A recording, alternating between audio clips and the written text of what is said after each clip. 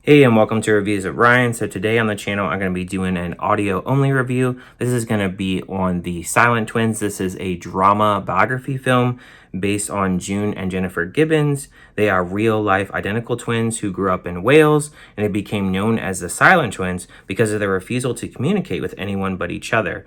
The film, it's directed by Agnieszka Smoczynska. I'm sure I pronounced that wrong, but it's kind of a complicated name. The film stars Letitia Wright, Tamara Lawrence, Leah Mondesir-Simons, Eva Ariana Baxter, Nadine Marshall, Treva Etienne, Michael Smiley, and Jodahai May. So this story of the Silent Twins, so this film, I will say that the story is kind of strange here. It's very hard to translate this actual story on screen.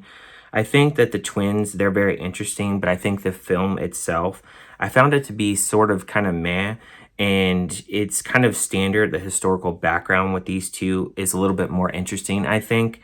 And I think that the film has really nice shots as well as colors used. The acting is actually pretty well done as well. Letitia Wright, she plays in Black Panther, so she's a known actress. And even the child actors in this, they did a pretty good job as well.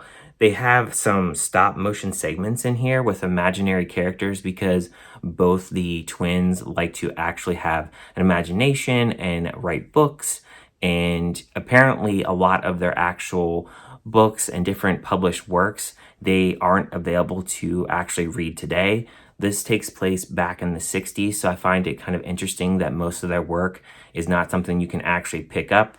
And the film, it has June and Jennifer here. They are daughters of Caribbean immigrants, Gloria and Aubrey.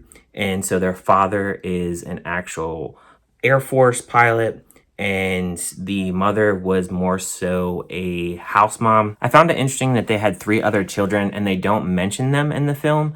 So the actual twins, they moved to Wales back in the 70s, and they are the only Black girls. So they get teased in school and ostracized, so they actually have to leave school early. So you see that bullying aspect, you see them growing up. They really like to actually read and do different kind of skits and kind of weird they have these like stop motion type of things in the film, which is kind of weird. It's kind of artsy, I guess, in the film. The color schemes in this, it's very purple like. It has a lot of different color palettes in this. I do like how they show like the 70s vibe. I definitely see that kind of vibe that they were actually trying to go for, and some of the camera movements are really cool in this. But I think for me, when I'm actually watching this film, you don't really get a sense of why these girls were actually silent throughout their life. They kind of throw you into the parents and they introduce them rather quickly and they disappear quickly. And then you follow these girls actually going through the teenage years. And when they're going through the teenage years, they start actually experimenting with drugs. They start having sex for the first time. They start doing all these different things like trying to fall in love with a boy. And they really are kind of confused and they really don't know what they're doing in life. And then they start doing different crimes, like they start vandalizing, they have arson, and then they get in trouble. And then they actually go to having an actual court case about them. And then it gets to the point where they're actually going to a mental institution. And throughout this film, you have these twins that they're only talking to themselves and nobody else.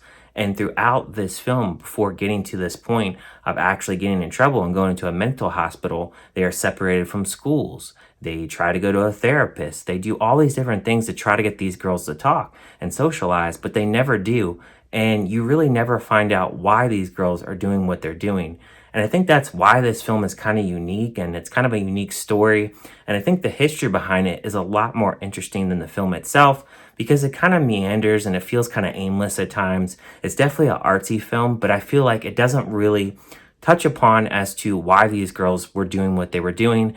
And I think in some points, even in the history portion about these girls, I think a lot of people don't know why they didn't talk either. I think it's also a case of where there is some mental instability between the 2 girls, but it did seem like between the 2 girls that one took the lead over the other, and if one was doing one thing, the other one would follow. And I definitely sensed that one of the twins was actually more dominant than the other, especially taking on different things that that were going on in their life, whether it be publishing a book or whether they should actually be in trouble or actually having sex before the other one does. I definitely saw that kind of thing going on in the film, but I also felt like at the end of this film, I didn't know whether to feel sad or feel empathy for them.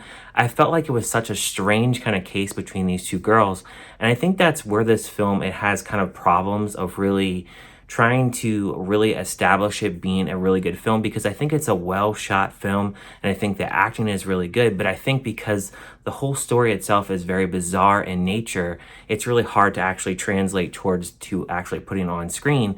And when you are watching this film, it's one of those things where you're seeing all these different images happen and you're seeing these girls going through all these trials, tribulations, going through certain things that could probably potentially actually hurt their ego, especially when they're getting bullied. But I didn't think that every person they came in contact with was actually a bad person. And I felt like when they weren't actually talking and when people were trying to help them, it just seemed like they really didn't want to help themselves either. So that's where I say that this film, it kind of really does feel kind of hard to really put your finger on it, or hard to really feel like this was a really good film in aspect or a really good story. So I don't know if everything in this film is particularly true, but it seems like it is for the most part. And I would say that if you're really interested in this film, maybe give it a watch. It is really artsy.